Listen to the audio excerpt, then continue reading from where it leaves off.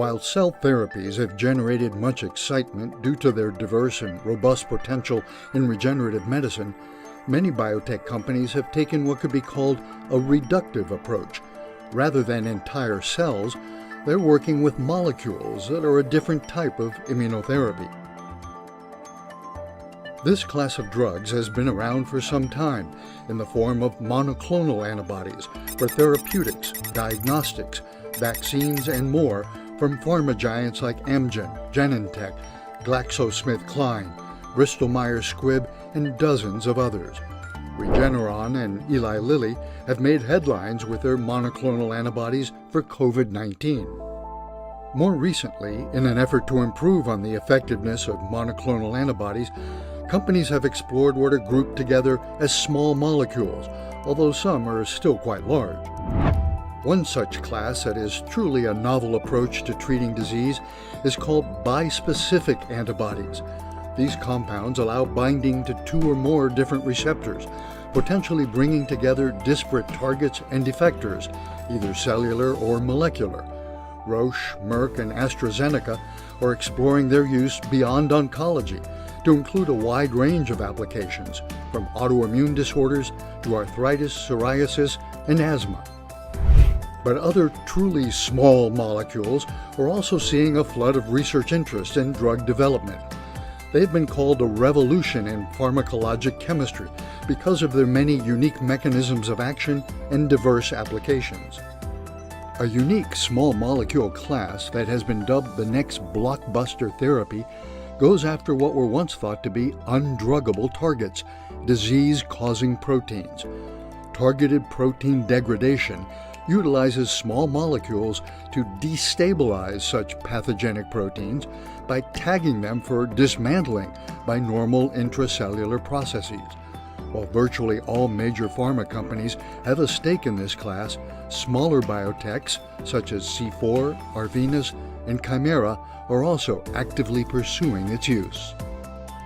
Few companies have as large a presence in the small molecule therapeutic and diagnostic space as Sorrento Therapeutics. Henry G., Sorrento's president and CEO, joins us now to discuss their technology.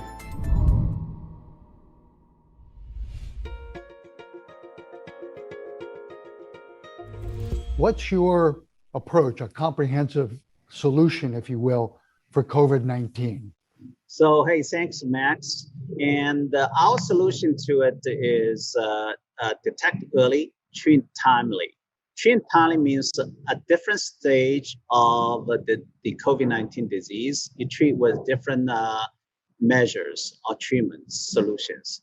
So, for example, we had the COVID-19 rapid-antigen detection system called the CoviStix. And we can detect whether you have infection or not in 2 to 5 minutes. And we can excluding you are negative by waiting for up to 15 minutes. Now, with this detection, you can detect the patient from symptom 1 to 7 days. The moment you have symptom, you say, okay, you're infected. Now, what's the solution? Next step.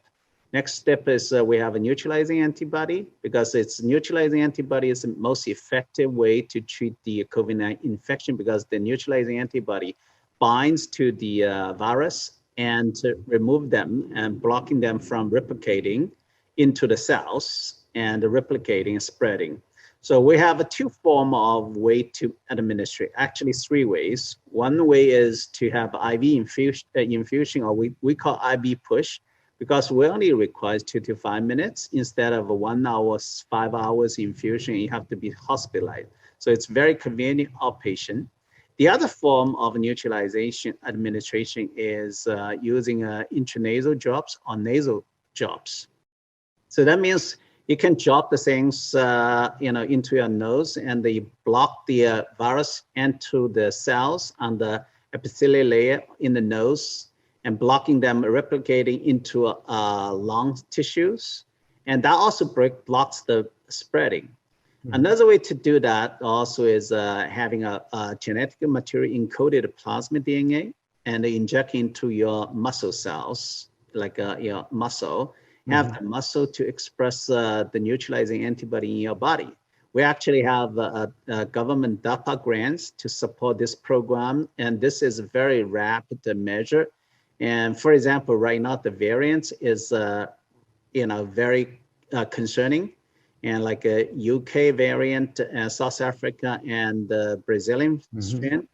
And we have a deal with Mount Sinai, got an exclusive license for all their antibody dealing with all of the mutants. So we have a cocktail right now of 2 antibody we can put in together in the 3 different forms: IV form and intranasal form, or into a genetic encoding material into your arm in the muscle.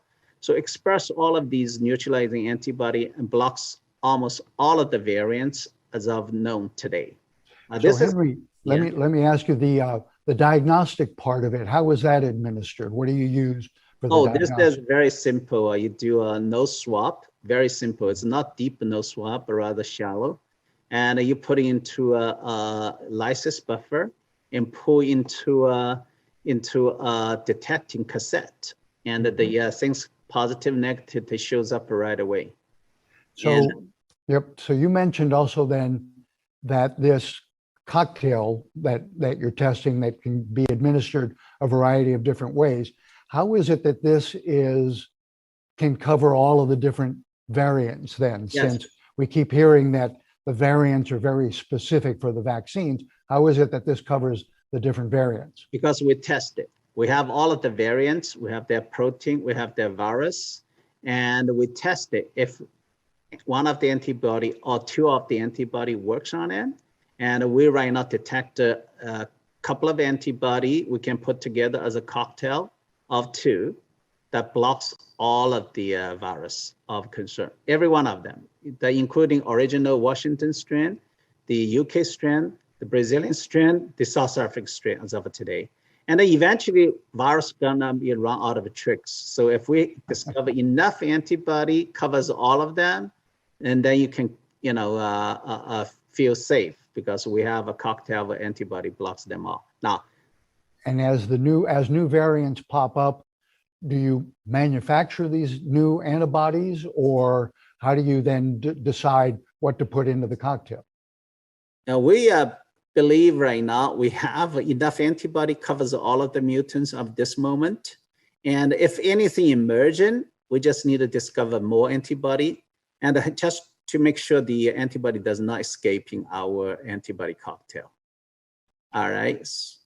So now with this said, the next step, if you get to already infected, develop the syndrome in the mild to moderate, and this neutralizing antibody really works and on the outpatient setting, so that you have the diagnostic, you say infected, you have your doctor do telemedicine, give you a prescription, you potentially go to a CVS Rite Aid. From the pharmacy, you pick up the COVID drops and the intranasal drops, or you can schedule into outpatient setting, do an IV push, and that gives you the treatment. Now, what if you already develop a little bit more severe, let's say moderate to severe, in the ICU, what happens? So we have solution 2. One is oral pill, dealing with the cytokine storms, and that is called abivertinib, it's a BTK inhibitor. And we already have about 140 patients enrolled in both US and Brazil. And we're gonna get into big time in Mexico. So this drug, if that works, gonna be potentially discharged from the hospital very quickly. And then if this gets really severe, like if people gets into ICU and need oxygen and intubated on the ventilator, we have mesenchymal stem cells, which is derived from adipose cells, right now in human testing. And this right now, every one of the patient using this infusion, which it requires 3 infusion, every one of the patient treated discharged from the ICU. And some of them on the deathbed.